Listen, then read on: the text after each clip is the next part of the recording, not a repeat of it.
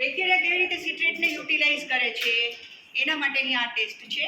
આપણી પાસે બે મીડિયા હોઈ શકે, કાં તો કોવાક્સ સીમન સિટ્રેટ હોઈ શકે અથવા તો કોવાક્સ સિટ્રેટ અગાર હોઈ શકે અથવા તો સીમન સિટ્રેટ અગાર હોઈ શકે. બેમાંથી કોઈ પણ આપણે વાપરી શકીએ છીએ.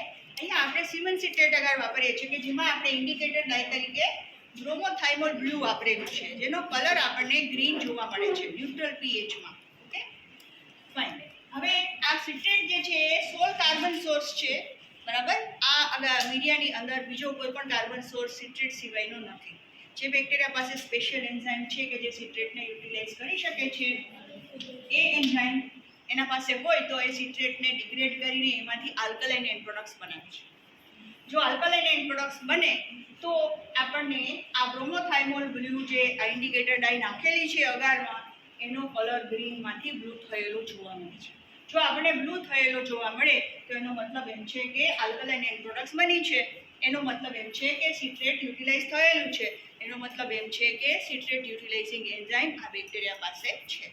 ઓકે, તો આ રીતે આપણે કોઈ પણ બેક્ટેરિયામાં સિટ્રેટ યુટિલાઇઝેશન થાય છે કે નહીં એ ચેક કરી શકીએ છીએ.